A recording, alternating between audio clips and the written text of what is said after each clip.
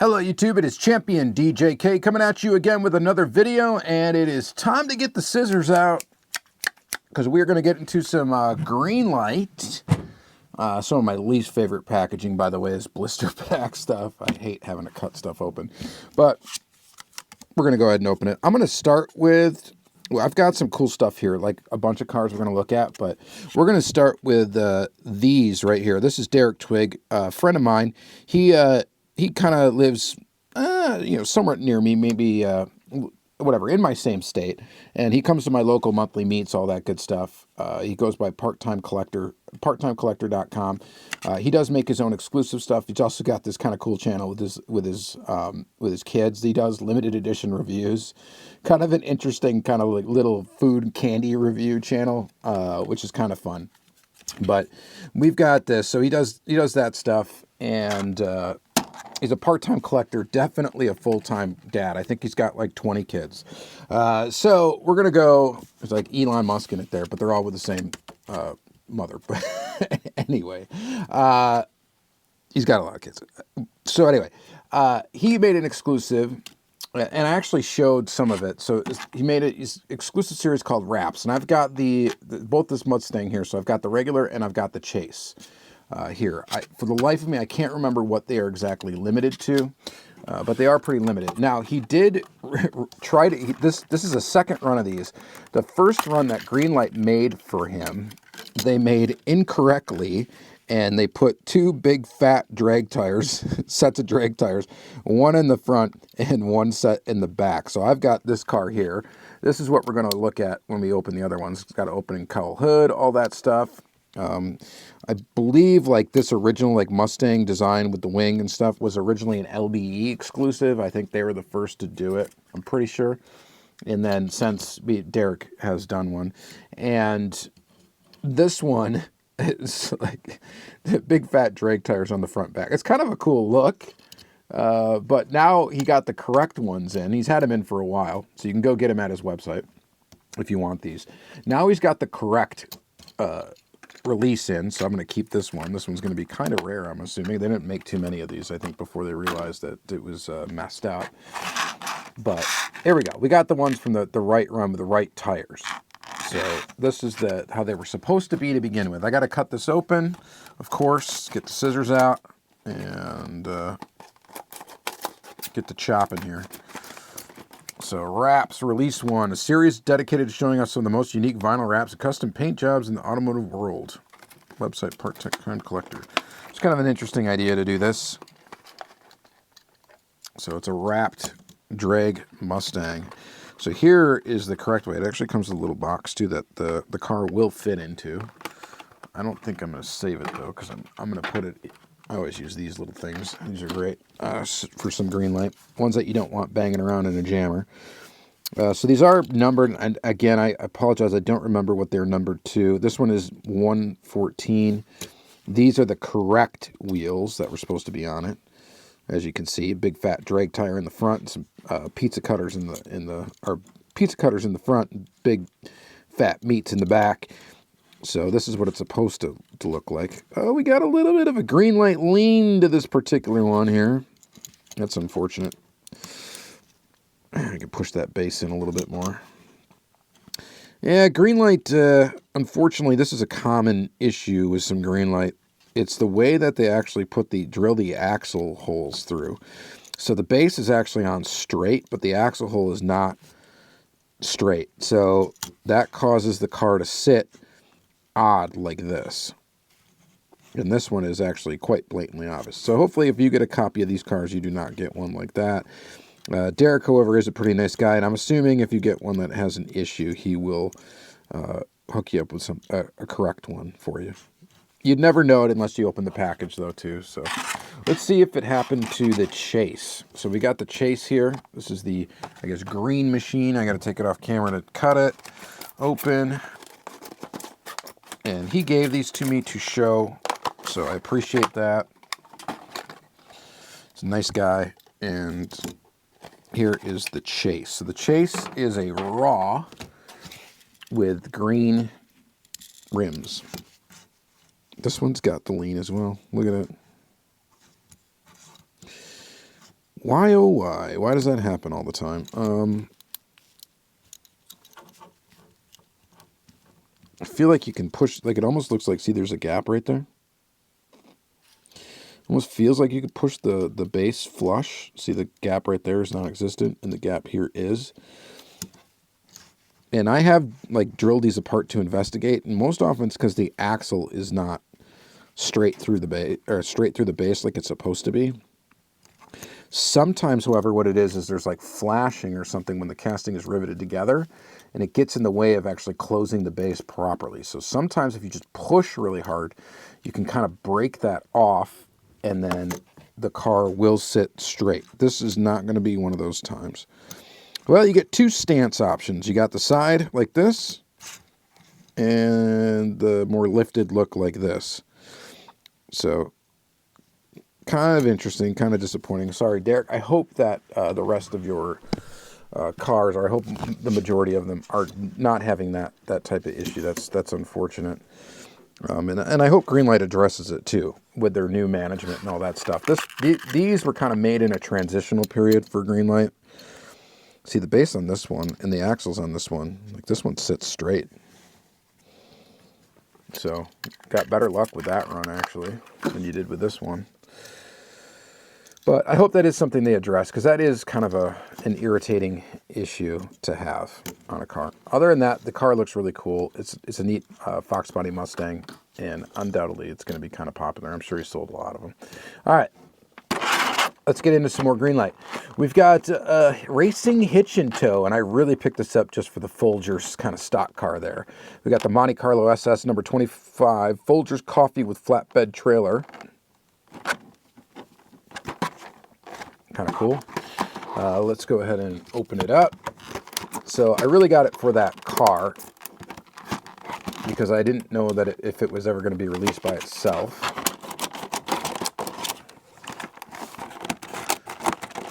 And this one will open like that. I hate this packaging. I really do. Kind of open it up like that. It takes up a ton of room and it's garbage as well. The reason why I don't buy many Hitch and Tows is literally because I'm honestly sick of getting trailers. How many trailers do you need in your diecast collecting life? Not that many. The truck is cool. Hendrick Motorsports. Looks pretty nice. Not bad. This one has an opening hood, I think. No? No, it doesn't.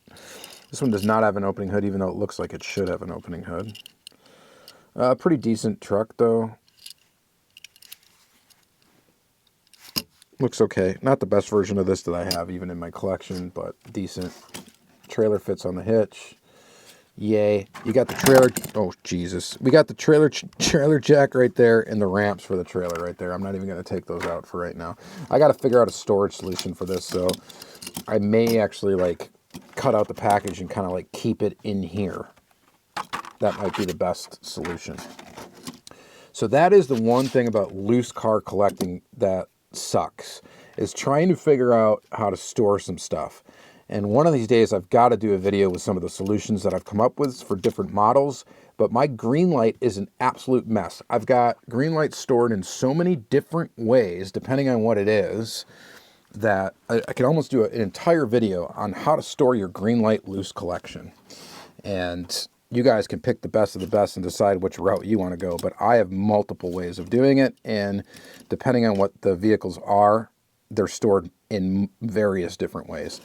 So this one may just be, and this is what I do sometimes, we put it right back in the packaging like that with the car, and then I'll cut out the package to have that cover over it, and we'll throw it in a plastic tote just like that. That's sometimes what we do. This is the star of the show for me, though. This is the car I wanted to get and why I purchased the set to begin with. So maybe I could sell the truck and trailer and just say, screw it, get rid of it, and just keep the stock car, because I think this is really cool. This one does have an opening hood. Awesome. I do kind of collect this casting. I've got pretty much every release of it that has come out, or a lot of them anyway. And I'm quite digging this Folgers number 25 car. You know, it's the best part of waking up, really. All right, so it rolls, metal body, metal base. Pretty nifty. looking pretty good. Now that we got room, we can kind of keep these cars out here. And pretty nice.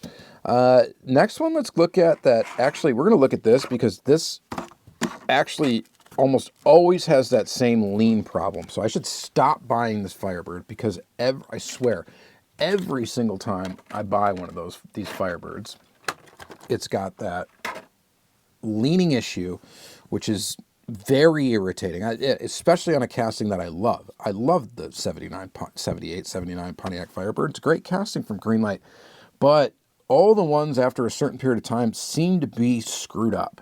And we're going to see if this one is that. This is a re-release, by the way, it's a rematch of the Century. Rocky and Apollo. So this is the Rocky 2 Firebird. So this came out in a Hollywood series a long, long time ago, and the original version of it is actually a bit sought after. It's kind of a tough one to get. I don't think they made too many of them. But this one is a kind of a retread of it, which GreenLight will do that with their Hollywood stuff. They will retread stuff. And let's see what we get for a stance on this particular car. All right, this one actually looks pretty good. It's actually pretty straight, which is surprising, and I am happy about that. So this is a newer GreenLight, right? So we might get some better quality. I've heard it said that some of the quality on the newer stuff has been a lot better. Their quality control has taken a step up. And that's a challenge with this casting, I'm telling you, because the tooling is probably old, and you just do get some stance issues like that lean issue a lot of the time. But this one looks pretty darn good. We got an opening hood. Hood opens, hood shuts. Paint looks to be quite nice, very good. Graphics are good. The tires are good. The wheels seem to be on straight. The Goodyear around the tire actually follows the contour of the tire on all four wheels. So that is a good thing as well. And that is another thing that could come up as an issue. It rolls actually very smoothly. It's not like going do-dunk, do-dunk, do-dunk, do-dunk like you do get with some of them. This actually rolls pretty decent too as the back wheel locks up because it's rubbing the fender. But these are older toolings and pretty good. Pretty good, buddy.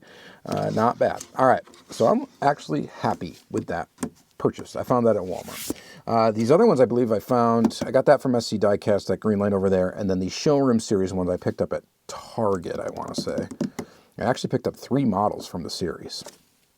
I haven't picked up GreenLight in the store all that much, so this is what you're seeing that I picked up over the last while. Here's an 81 Chevy Suburban Silverado. Okay, pretty cool. This is in the vintage ad car series. It's already got a lot of dust on it. It's been sitting out for a while. This one is from Series 10, copyright date 2024, so it's pretty new. Let's go ahead and I got to take it off camera here to slice her open. So this might be one that I saved the blister for because it might be easier to store like that than any other way. So, and maybe I'll show you how I do that.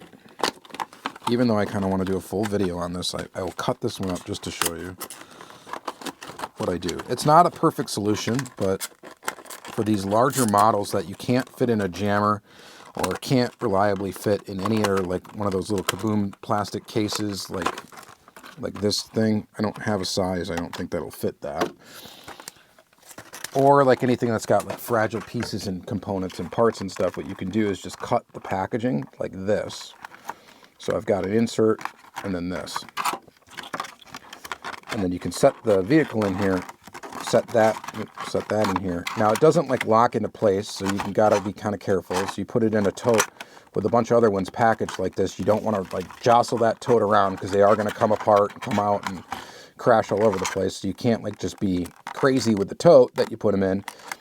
But if you don't do that, you're not kicking the thing around, they will survive in there and they will, stay nice. So that's one storage solution option, and I do use that quite frequently. I've got a big tote that's full of those. The problem is when you just splay them. So when you just splay them, you got to like keep these somewhere and know where they are. That's the only problem with that. Which is maybe what I'll have to do if I decide to display this truck. No opening hood again on this one. So I believe it's actually, I think the same tooling maybe. Let me check.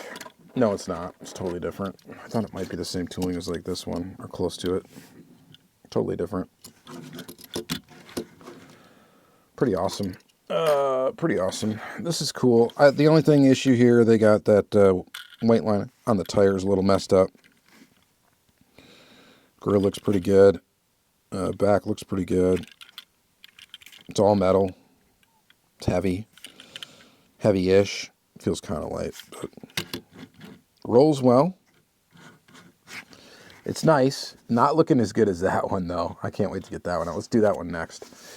So this one looks pretty good. I got this one before I got that one. If I would have had that one already, I probably would have never bought this one.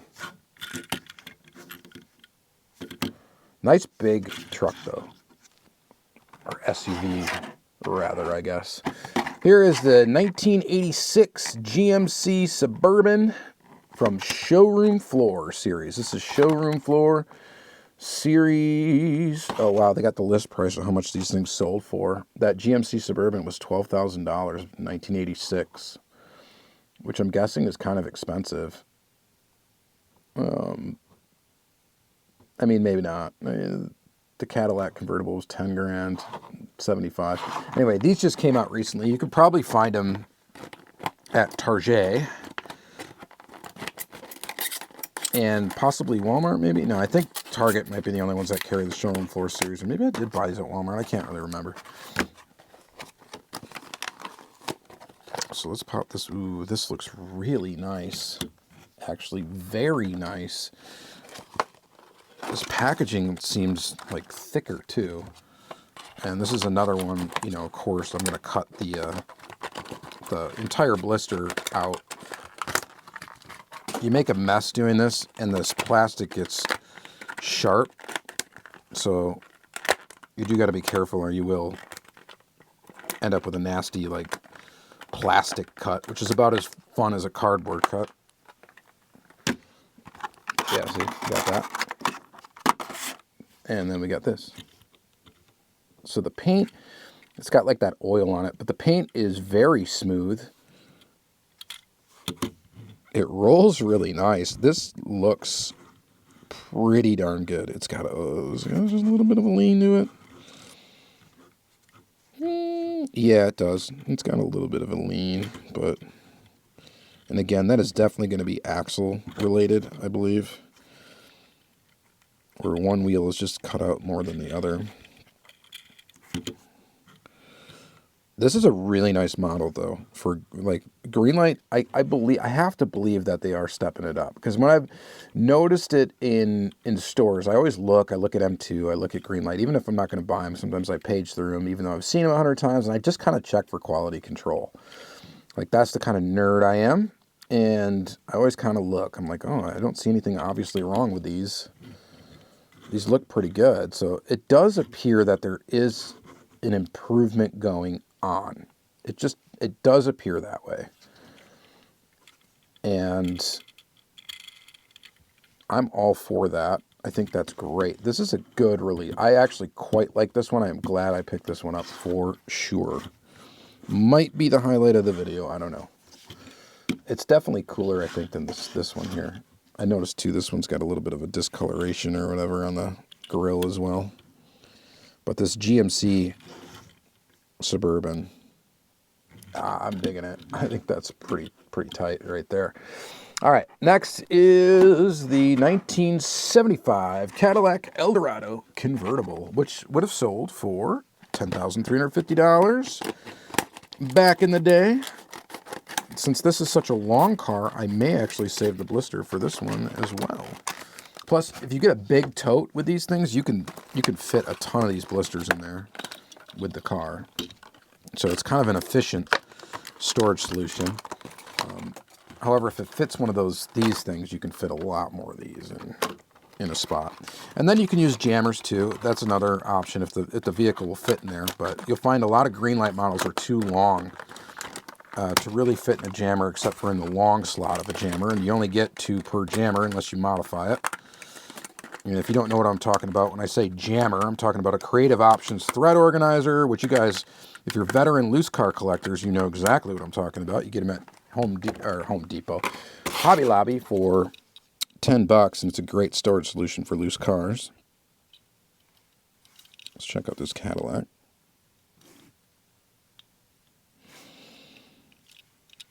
The paint quality just feels different on these newer ones. It just, I don't know, something about it, it feels almost like older green. This thing rolls very smooth for a GreenLight. There's your tooling number on the bottom there. You also do that if you ever want to look. 233. Sort of gives you an idea how new the tooling is. The higher the number, the newer the tooling generally. I'm going to say this is a win. It's an odd color, but for a $6 release in a store or whatever they are, it's maybe $6.50, something like that. It's pretty nice. It's a pretty nice model. Kind of impressed, actually. Kind of getting a little bit more of a love for GreenLight. And again, if you want to store them, you can do this. I said I hate this packaging in the beginning, but now that I think about it, I'm kind of thankful for the way that they're packaged because of the option to do this and store them like that, should you want to. I'll just set that guy right back there. I don't know. Let me know what you guys think. As always, let me know what you think. Let's do that with the Suburban too. We'll set her in there. Put the little thing over it. There, check that out. All right, moving on. We got the last one here, the 1974 Ford Thunderbird. I already see a quality issue with this one. As I was talking about how great GreenLight seems to have become here, or you know, where they're headed. I think they are a little misguided with some of the new premium stuff that's coming out, like, you know, car choice wise. I think they're a little behind the curve on it, but if they stick to stuff like this and make it really well, I think they will do well. I think the problem right now that I'm seeing with this one is the tires. I'm cutting out the thing again.